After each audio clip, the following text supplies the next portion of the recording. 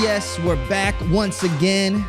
My name is Tony Mendoza. You are listening to Potential Isn't Proven, aka Doza Direction, Mr. Imperfection. And first things first, I want to say thank you so much to all the viewers that watched Potential Isn't Proven, the podcast on YouTube. Also listening on Spotify. We just got iHeartRadio, soon to be Apple Podcasts. And thank you for all the love. This is the second episode. And yo, DV, what are we sipping on tonight?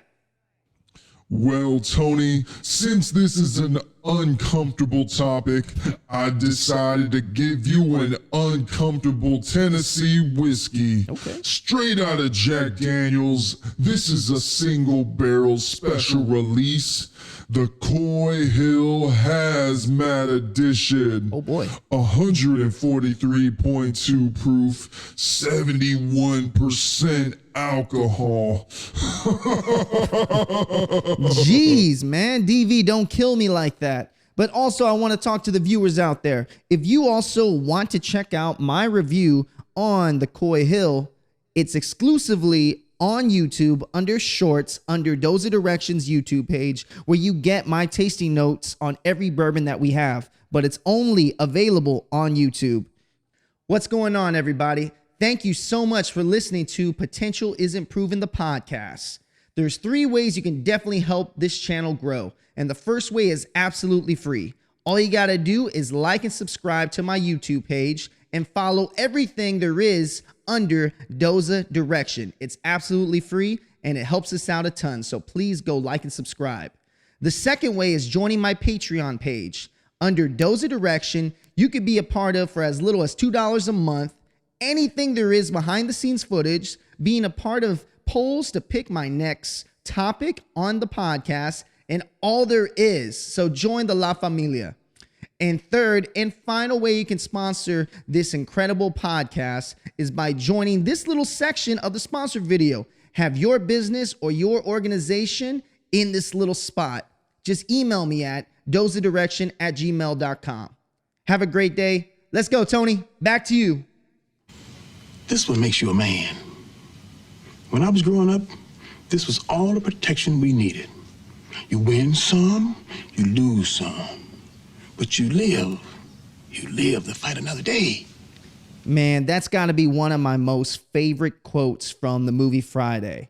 And that's when Craig has his gun. He's about to walk Smokey home, and his dad stops him, and he's like, look, times are tough right now, but you don't have to go to this extent. Put up your hands and let's fight it out instead of going through something and making a wrong decision. And, you know, the topic today is uncomfortable but necessary. What do I mean by uncomfortable but necessary, or yet necessary? What does that mean, right? So I think all in our lives, we've had situations that have been 100% uncomfortable. And in those moments, that's when we grow. That's when we turn into the person that we're going to be for the rest of our lives. Actually, to be honest with you guys, if you do not have those moments where you are uncomfortable and you don't prevail from that moment, I mean, it's going to lead to a shitty ass life. And that foundation's going to have cracks in the foundation where you're going to change. Maybe it's your morals, maybe it's just your attitude on life, but uncomfortable yet necessary topics need to happen. All right, so let's go to the first topic. And talking about the foundation, we got to talk about one of the most uncomfortable situations in my life. And I can think of 2 when we were growing up. The first one was your first kiss. Jeez, man. I hate even thinking about it because my first kiss was the most awkward shit I've ever done in my entire life. And let me paint up the story for you guys real quick. So let me think here. This is in 2000. So 1999. I never had a kiss before. I don't remember what grade I was in, but it was the new millennium. And I am at my grandparents' house. And in San Antonio, Texas, down in the west side, it don't matter. They pop fireworks. The Latinos call it cohetes. You know, pop, pop, pop all throughout the entire night. And this is about to be 2000, year 2000. And everyone's talking about how, the clocks may stop and there may be a nuclear war, and all these things are in my head, and I'm listening to them. I'm like, oh crap, this may be my only chance. And so my cousin brought over a friend to the house. And at that age, you have a bunch of family members, you have a bunch of cousins. My family is humongous. And we had a cousin that brought over a friend. And I thought she was gorgeous. I thought she was really pretty. And that entire night, you know how it is when we're young, we just always go up and we talk to them, and you play around, you push them around or something like that. You throw a ball at them, stupid shit, right? And it's becoming late in the night. It's around 11:30, and me and her are in the side of the house. I remember this vividly.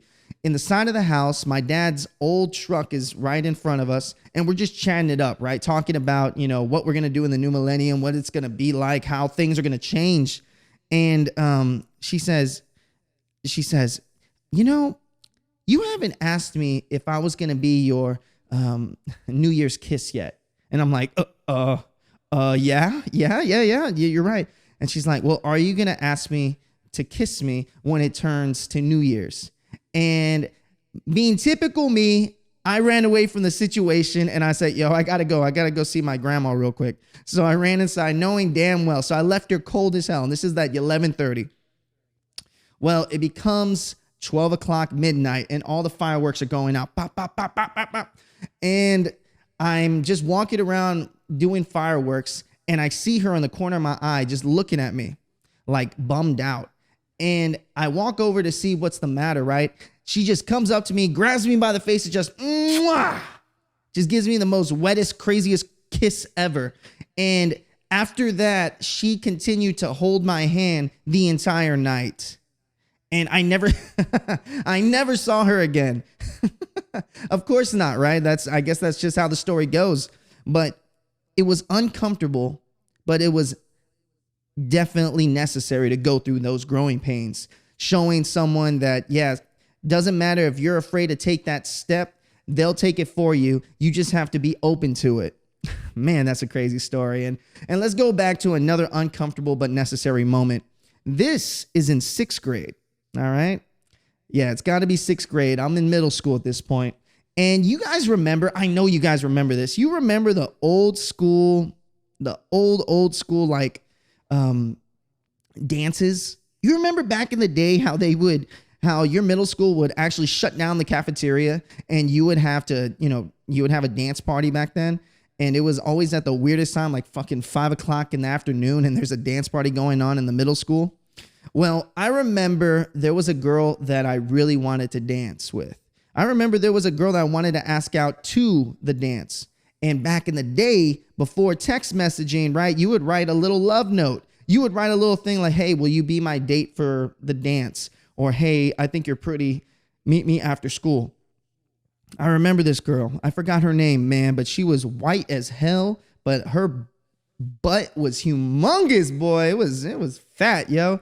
But anyways, when I remember she's outside of her classroom, and I'm peeking in because I wanted to use the restroom just to go see where she was at. I knew where she was at, and I wrote her a note, and I asked her to come out. Right, I was like, yo, come out.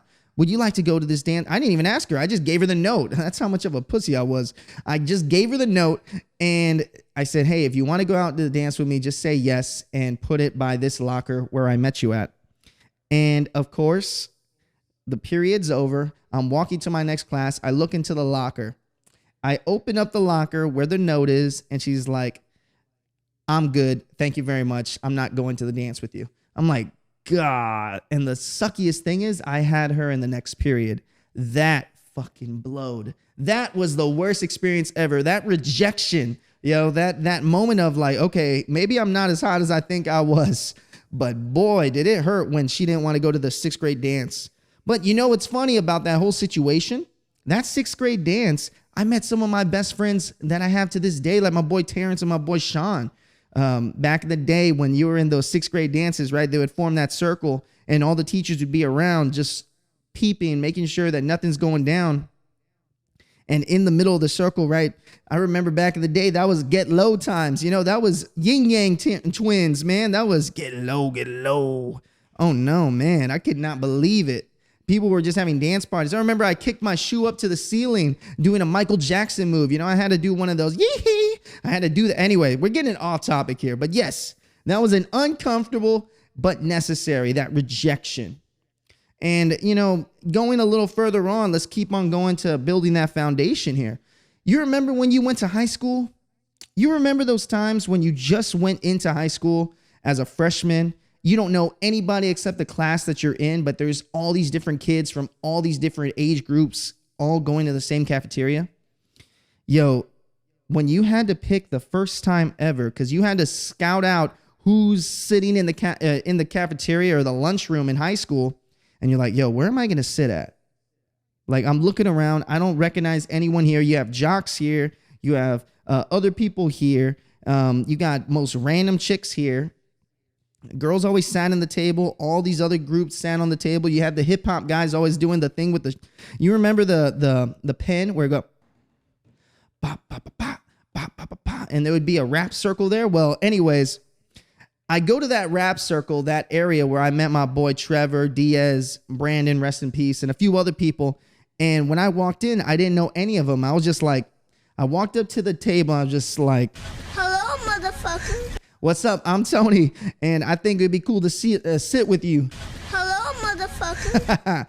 And from there, that's when I got to meet some of my friends in high school. And it was the most uncomfortable situation trying to find a spot to sit in high school. I'm sure we can all relate to that.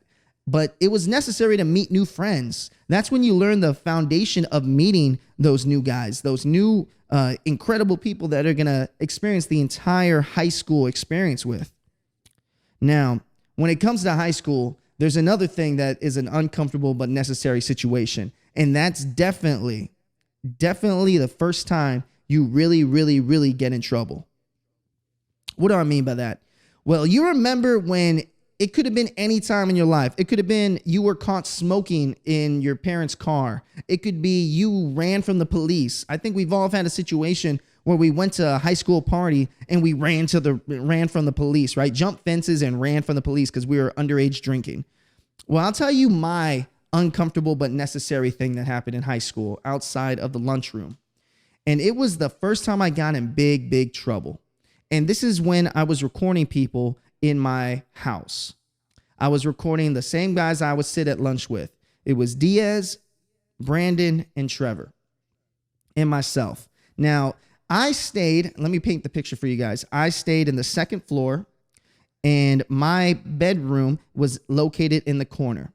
Back in the day, my parents used to have an alarm system. So every time you open the door, close the door, open the window, close the window, you hear dee-dee-dee-dee-dee. And I guess every time the alarm system went off, it always went to my parents' room. So, but I was too stupid to know about that, right? I mean, this is when we were younger. And in my bedroom, we would always record songs. So they were staying over the night. And I remember Brandon just comes up with Diaz and he's like, yo, I got this fat sack of weed. I'm talking this big ass.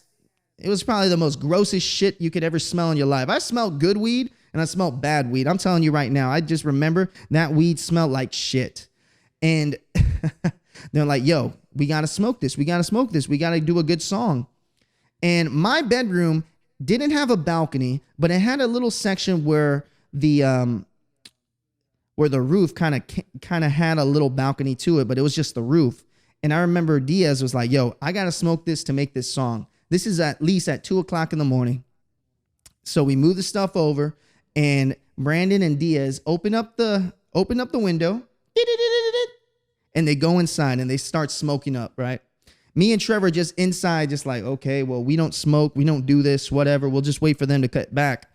And Brandon comes in. I remember this. Brandon comes in, closes the window because they don't want the smell to get in. Close the window. And then the sound that you hate to hear, the sound that you absolutely hate to hear, brings freaking goosebumps to you, is that sound of your parents walking up the stairs, especially your dad. It's boom, boom, boom, boom. And then knocking on the door. Hey, what y'all doing in there? Yo, at this point, I'm tripping. When I hear what you doing in there, Diaz comes fat asses, runs out of the out of the out of the window, jumps inside, and of course my dad opens the damn door and he's like, y'all smoking weed in my motherfucking house? Yo, when I tell you, my brother, my sister, my mom both woke up from my dad yelling. And he's like, yo, we gotta take whoever was smoking, all of y'all gotta go home. You're riding with me first. And I remember he took Diaz and Brandon back home first. And then he says, I'm coming back for you, Trevor. So my dad left, right? This is 2 o'clock in the morning. That's fucking crazy. And I remember this is my first time I got in trouble, big time. I look at Trevor, and this is what made me and Trevor boys to this day. I look at Trevor and I say, yo, my dad's going to kill me. He thinks I'm smoking weed. Where's the weed at? Where's the weed at? And Trevor throws me the bag of weed. I grab the bag of weed and I dump it all down the restroom, right? In the toilet. And then Trevor's looking at me tripping out. And he's like, so what you going to do? I start packing up all my shit, all my DJing stuff, all my recording stuff. I start packing it up. And I'm just like, yo, my dad's going to kill me. He's going to take away all this. He's not even ground me. He could break my shit. Like, you know what I mean? Like, I wasn't even worried about being grounded. I was worried about him just breaking my microphones and shit. And Trevor's slowing me down. He's like, yo, it's all good. We all go through these situations. He really told me that. We all go through these same situations. It's going to be all right. Let's see what your dad says. My dad gets back 20 minutes later. He asks Trevor, yo, come with me. We're going to go. And then before he leaves, he closes the door, right? Trevor's outside. He comes to me. He's like, he pulls me like this, right? Pulls me up. And he says, were you smoking weed in my motherfucking house? And, you know, trying not to tear up. I'm like, Dad, no, I don't smoke. I never have smoked. Diaz and they wanted to smoke. Me and Trevor didn't smoke at all. And he's like, look, I don't ever want to catch you doing this shit again. Not only that, I don't want weed. I don't want any kind of drugs in my house. And if you ever do this shit again, you can forget living here. You can forget going to school here. I will ship your ass out somewhere else. And he had the most serious look on his face. And bro, that was the most uncomfortable but necessary talk I needed to have with my dad. I needed to see where that gauge was. I didn't know it was coming, but when it did come, boy, did I ever fuck with my dad like that again? Hell nah. You may fuck with your parents like that. That's not how I was raised, man. I'm from a Hispanic household, bro. My dad can't even walk today, and I'm scared as shit of him still to this day, bro. So it was an uncomfortable but necessary moment in my life. Now, I'm going to pause real quick because my camera just messed up right here. So I'm going to pause. All right, we're back. All right. So now let's keep this same topic going on. Uncomfortable but necessary. But now that we're getting older, we're not talking about stuff in high school. We're not talking about things in middle school. We're talking today. What is uncomfortable but necessary going on in our lives today? Well, I think the first thing that I think about that was uncomfortable but was totally necessary in my life was relocating. And what I mean by relocating, there was 3 times I relocated. I relocated one time out of the house to Texas A&M University. And I did not know anyone there because I was a transfer student. I had to build my friendships all the way up. I knew maybe 3 or 4 people. And in those times of relocating, I was about 3 hours away from my house. All of my good friends still lived in San Antonio. And just having to build that foundation, man. I used to do the most craziest stuff in college, but I was a transfer student, so I was a little older. Man, I tried rushing. I tried going into any kind of clubs. I went into, you name it, I probably did it. The fish camps, whatever, just to find a good, solid group of friends. And then that's when I decided to just create something to meet friends, and that was Student's Perspective. Still can be found on YouTube today. Another time that I relocated that scared the hell out of me, and relocating could be anything for anyone. I got friends in here like my buddy Sean who relocated due to the military and to the Air Force. That is uncomfortable to relocate, and to be the oldest in your group, in your platoon, relocating to a different area. I think that takes so much balls, man. You need balls to be able to relocate. You have to be good with starting fresh, starting over, establishing those relationships. And now I think about, or even my friends that did trade school, and they had to leave to another state altogether to learn a trade, and then came back to San Antonio or came back to Nashville with that trade school knowledge. I mean, yo, that is uncomfortable as shit leaving and then getting back to your life. But it's totally necessary. Same thing with moving to Nashville for me. When I relocated to Nashville, you know what I realized about Nashville real quick? Is that everybody who lives here in Nashville downtown have all relocated. We all think the same. We all view things as we want to make more friends. We want to meet more people. And when they relocated to Nashville, that is what they were doing. They're establishing a new life. And I'm one of 50,000 other people that move here every year. And it's uncomfortable, but I established a great group of friends. And it all came by trying different things. I did kickball. I did unathletic shit that I normally don't do just to meet friends. It's uncomfortable, but it's necessary. Going to the gym today. If you don't go to the gym, it's all good. But I'm just telling you right now, it's better for you to go to the gym. It sucks. It absolutely sucks going through the stress, and also it sucks putting your body through that stress of lifting weights. But boy, is it necessary. Not only for your health, but also for your mental health. When I go work out, I'm pissed off. I mean, I work out every day, but I have my best lifts when I didn't get a promotion. When I am nervous that I'm not going to make my rent. When I'm nervous that something bad may happen. If there's a family situation, I usually go to the gym just so I can work out. And it helps me. It's uncomfortable, but it's necessary. And I use that fuel as motivation. So if you guys are interested or haven't gone to the gym in, 3-4 months, even years, boy, this is the time to go. Why not go there? It's uncomfortable at first, but it'll be necessary later on. And I think another thing that is, and we'll kind of close it from here because I don't want to go on too much of a ramble of uncomfortable but necessary shit. But let's talk about following your passion. You guys watching this right now, there may be something you want to do outside of the job you're doing. Maybe it's leaving your job. Maybe it's joining a new company. Maybe you're not interested in the company you're at. Maybe they're not valuing what you do today.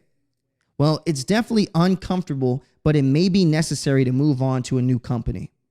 If you're thinking about changing career paths, that is the most uncomfortable shit ever because you don't know if you're going to make it day to day. All I ask you guys to do is if you're going to leave your company, have 6 months in your bank account first because you may not get a job, papa. It may be hard. It's hard out here in these streets to get a job, man. But what I'm saying is if you're going to leave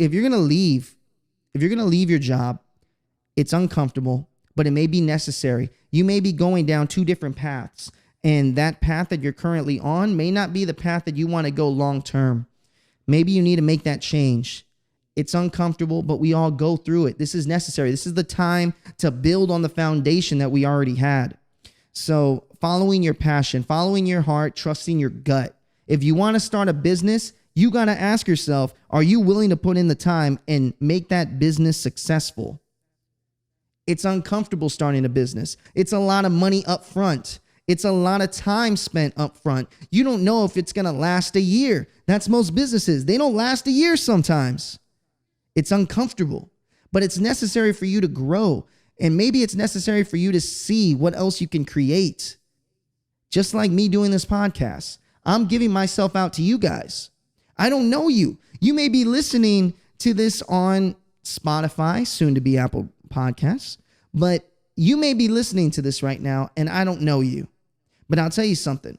It's uncomfortable for me to talk about this into a camera, simultaneously broadcasts through YouTube and on Spotify, iHeartMedia, and also soon to be Apple Podcasts. But it's uncomfortable. But it's totally necessary for me to follow my dreams. And if I want to do this for the rest of my life and have a background of content, I need to do this. This is part of that necessary programming that I need to go through. So to end the podcast, what I'm going to say to all you guys is unnecessary, uncomfortable, but necessary topics. Uncomfortable moments may be necessary for your all-time growth. Let me say that one more time. Uncomfortable things that happen in your life might be necessary for you establishing your life and going on that other path. But hey, that's just what I'm thinking. Like straight Do up. you speak any English? Do you understand the Do words you that are coming out of my mouth? The words that are coming out of my mouth? It is uncomfortable but necessary. My name is Tony Mendoza, aka Doza Direction, aka Mr. Imperfection. Like I said, like, subscribe to my YouTube page at Doza Direction. Also, you can listen to this right now on Spotify, iHeartMedia, and soon to be Apple Podcasts. And like I said, we got a new little thing that happens on my YouTube page exclusively, and that is trying these bourbons that you see me taking a sip on during the podcast. All right. Well, you guys have a blessed night, and I will see you guys later on the next one. See you next Wednesday. Bye-bye. Let's roll.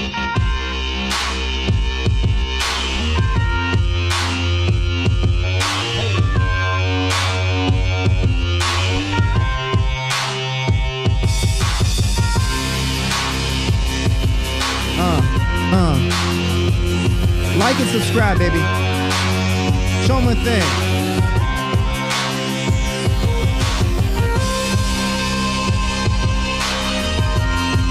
Yes, sir. I'm out, baby. Uncomfortable, but necessary. It's so necessary. It's